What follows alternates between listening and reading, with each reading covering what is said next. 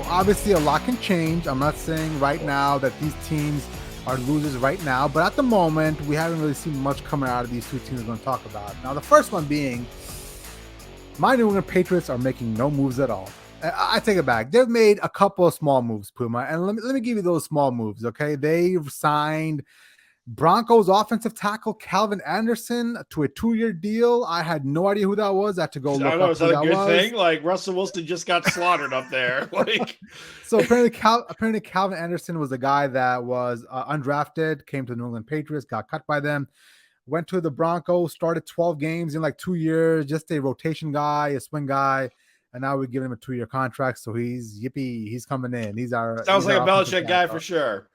Furthermore, we re-signed Jabril Peppers because he plays great on special teams. Wow, awesome. And then we re-signed our cornerback Jones. So we do this every year, so I guess it's nothing new. But it's shocking that the New England Patriots are still operating as if they still have Tom Brady. This is back in the heyday of the dynasty of the Patriots. This would happen, and everybody would be like, "Listen, relax, don't lose your bleep." Just because at the end of the day, no matter what, Tom Brady's going to cover all that up, or we're still going to be in the AFC Championship game.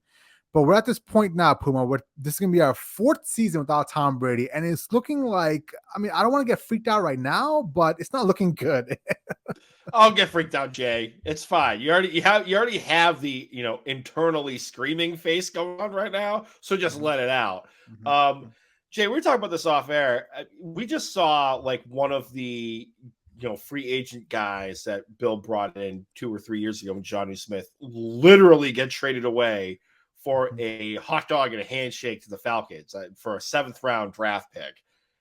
Do you think Bob Kraft looked at this situation and said, "No, Bill, I am not going to make liquid $250+ million so you can spend like drunken sailors again. You're going to have to figure it out." Like, is that beyond the realm of possibility at this point? The homeless Bill reappears. I love that Bill Belichick picture. I know that would get you. Listen, you make a good point, Puma, that, at the end of the day, that Robert Kraft is not going to shell out $250 million every year in free agency. At the end of the day, the Patriots are a business with a bottom line. You can't be shelling out that much money every single year and still be profitable, right? So it comes down to the fact that I think we need to change the way we view the Patriots, Bill Belichick, and team building. Because you just said it, like, hey, maybe Brock Kraft is going to go into his offense, but you're not getting no money. You figure it out. You're the great Bill Belichick. You can coach up anybody. Figure it out.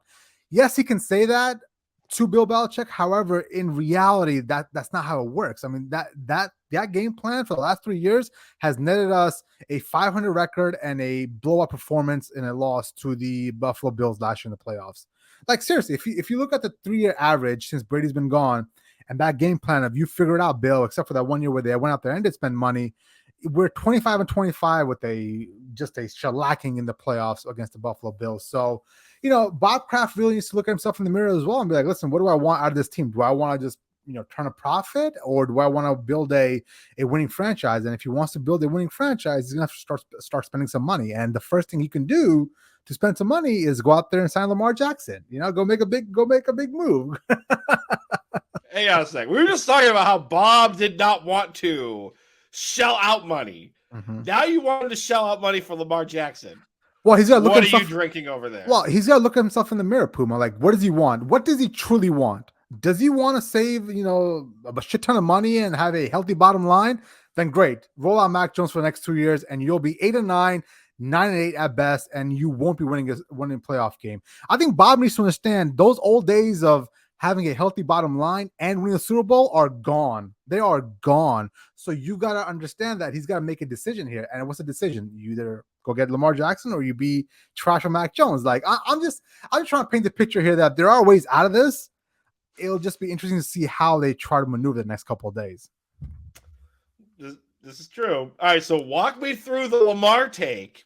Lamar coming to Boston, Jay. Well, listen, at the end of the day, this is not like official news. This is just online chatter, radio host in Boston putting 2 and 2 together. But the general sentiment is that there's chatter that Bill Belichick and this is a straight word from the quote, despises Mac Jones, and he would love for Lamar Jackson to be on the Patriots. Now, if anything were to happen, it would happen around draft time, because the thought process is that's when you can maneuver and offer an offer sheet to the Ravens, blah, blah, blah. Now, the other part of this plan is, should Lamar Jackson not become a Patriot, there's a small chance that could not happen.